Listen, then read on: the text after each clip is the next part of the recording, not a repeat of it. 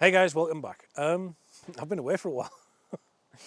Things have not been great recently. I had COVID. My wife's not been well. Then she got COVID.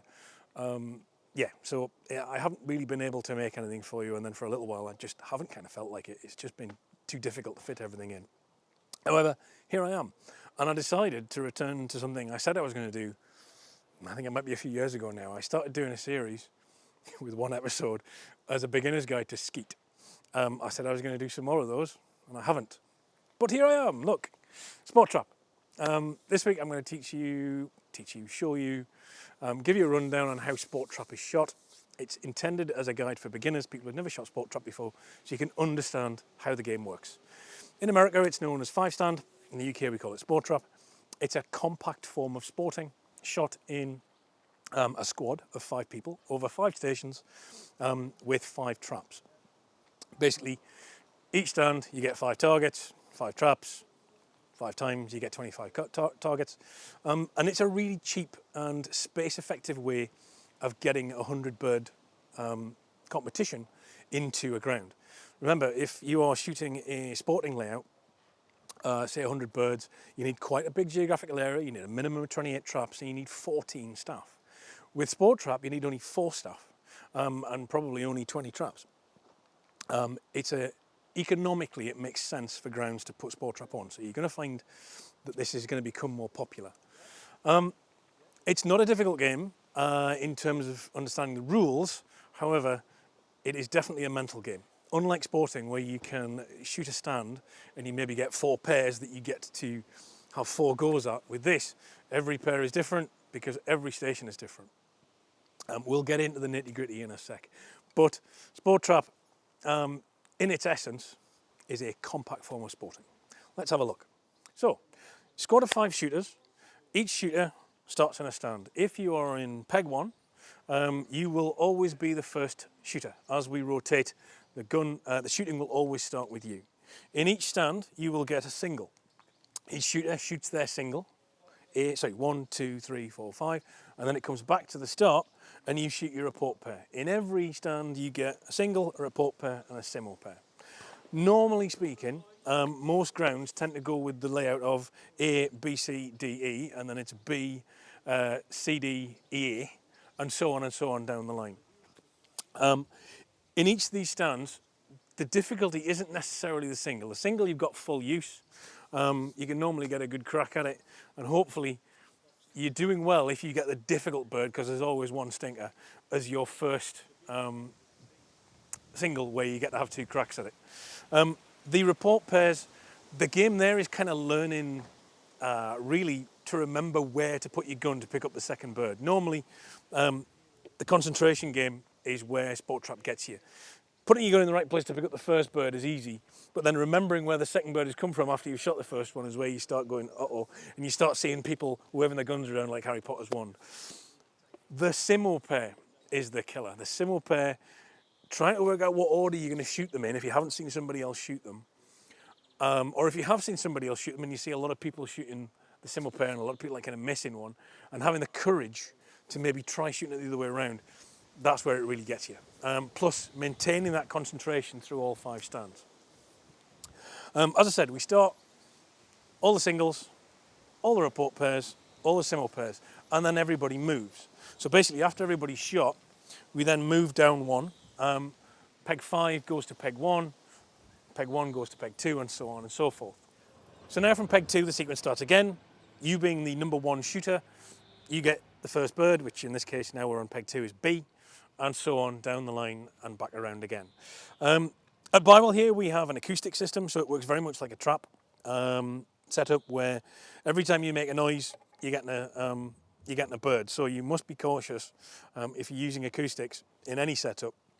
Those mics are hot.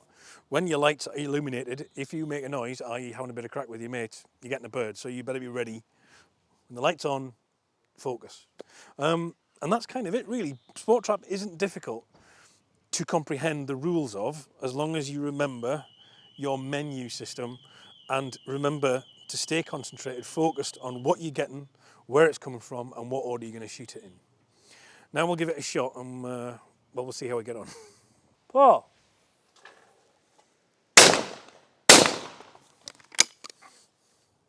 So full use on your single. Good job, missed it. And we'll do BC. So mentally, what I'm doing now is thinking, right, B's coming from the left, C's coming from the right. I've got to remember that once I start shooting. Pull.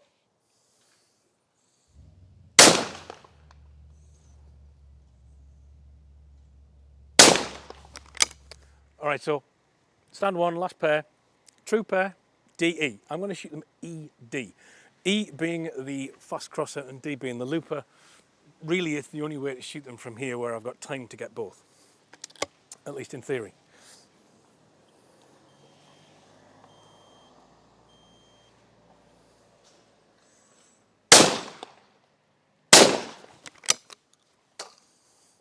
Like that.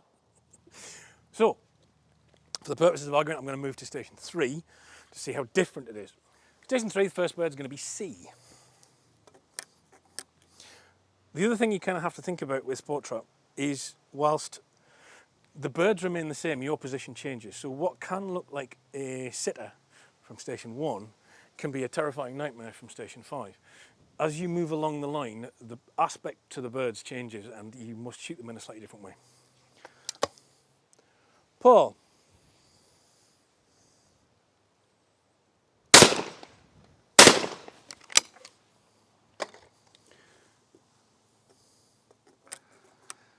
Now we've got D followed by E, which is the same pair, but this is on report. Pull. Over the top. And A, B, simo. I'm going to take B first. Mark says no. Mark is buttoning for me, reckons A first. A followed by B. I missed it earlier taking it that way, but I'll try it again. Pull.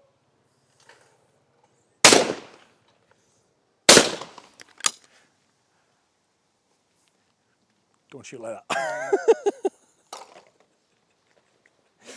Let's move to stand 5. Okay, so first bird's E. So that hard crosser from station 1 is now almost quartered away. It's barely crossing from here. Pull.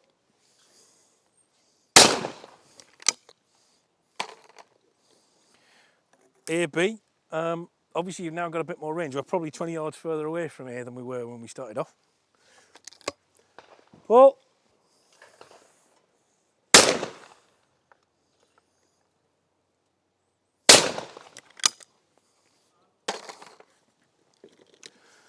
And now C and D. C's a sitter, so we're going to shoot that second. We'll shoot D first. Or at least that's what I figure anyway. Pull.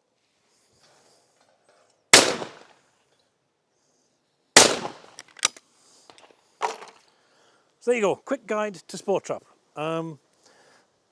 It's very much a mind game. It is sport and targets, but you don't get that time. You don't get the time in the stand to look at the pairs and figure out how you're going to shoot them. Everyone is kind of a new pair, and figuring out that order, figuring out your gun position is much, much more of a kind of mental game than for sporting, in my opinion. So Sportrap, easy to understand, very difficult to master. It is, however, a great fun game. It's if you get a good squad, the bunts enhance the game immeasurably, and there's a lot to normally bunt about, shall we say, because everybody can see what everybody else is doing, and there's usually a good camaraderie on the line when you get people calling out, well, you think you shot that the wrong way around, mate. It is a fun sport. It is, like I said, it's a really mental game. It's really one of these where you have to concentrate, and we've all shot it when we haven't concentrated. I've certainly done it. Sam behind the camera has done it. By the way, we should introduce Sam. Sam's helping me out with the camera work now. Cheers, Sam. Yeah, it's a game where you can really mess up by forgetting where you are, losing your place on the line, forgetting which birds are coming. Just wandering concentration is going to cost you. So stay focused, look at your menu card, figure out what's coming, figure out what you're going to do, and then shoot them in the right order. Easier said than done. Guys, the channel is, as ever, supported by Bywell Shooting Ground, Macwet gloves and Hull cartridge.